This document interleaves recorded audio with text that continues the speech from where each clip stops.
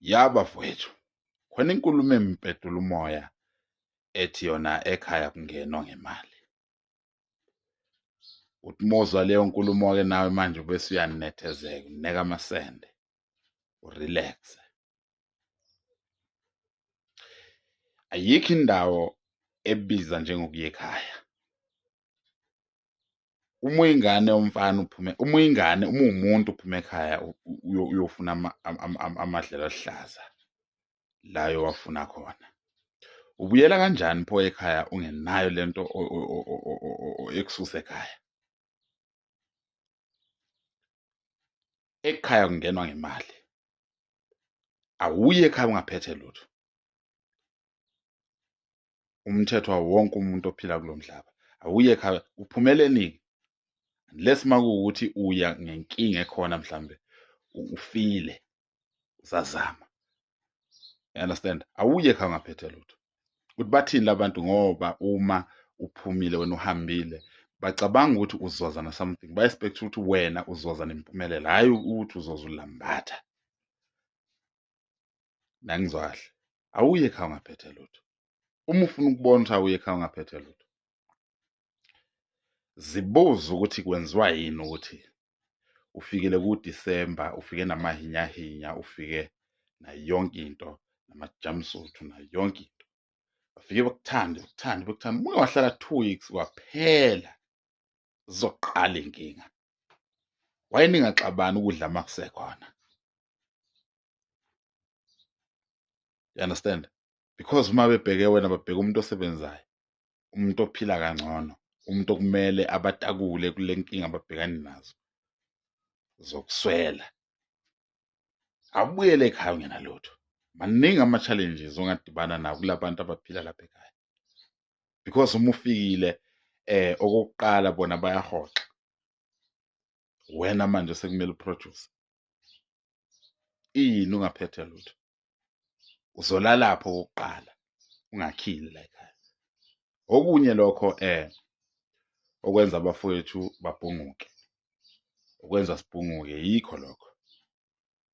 Ngola lapha ekhishini ezitsha. Biyelwa amaphela lapha ekuseni. Ekhaya akukho mnandi. Yebo ekhaya kungenwa ngemali, akurentwa futhi. Kodwa kungcono emqashweni kunasekhaya. Uma kuwukuthi ekhaya kungenwa ngemali, yini pho iy'ngane egcwele izwe ncamela ukuyorenta nakuba hlale kubo. Abanye baze bahlala emgwaqeni, umuntu ancamele ukuba street kid, street person, isibotho. Yini lesekhaya? Ngezwe abantu bekhohlisa bethi buyela ekhaya, ekhaya kungenwa ngemali. Kungenwa ngemali ekhaya. Kweminye imizi kungenwa ngegazi. Kwakhulunywa izinkulumo ezinzima wathi uzongena ngifile la ekhaya. Uzobuyela kanjani yakofile womuntu wakuxosha? Ungamjaji umuntu ungakazi ube uye. Ungamjaji umuntu engaphili le mpilo oyiphilayo wena. Engaphefumuli ngalamakhala ophefumula ngawo. Engaphili ngale nhliziyo ekuphilisayo wena. Ungamjaji umuntu. Umbona umuntu ebhunguka mkhuthaze nokuba umjaji, because awazi ukuthi yini le menza ukuthi abe kulesi simo akuso, because sonke isimo sine reason why ngila. You understand?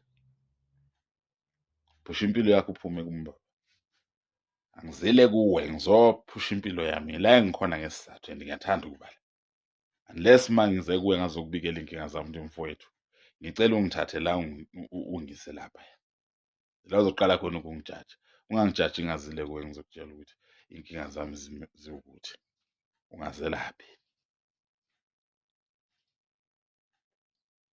Kunzima ukuthi usuke la uhambe uye kini. Ufike kini bakutshela ukuthi uyazi la ekhaya sithenga u-50 kg or sithenga u-20 kg ngenyanga wempuphu and siyanela. Manje sesiyaphoqeleka ukuthi sithenge kabili ngenyanga. Ubone ukuthi mina lodla kakhulu. Ingcono kabi emqashweni because uyakwazi ukufasa isisu. Ulala ungadlile uma kungekho, akekho ozokukhulumela. Uzodila nesisu sakho nale mizwa esesiswini sakho. Ekhaya usalambile ngapha udila nabantu bayakukhulumela. Bakubuka kabi, kuyaphakwa ngapha, bakubuka kabi, baphaka babheke wena.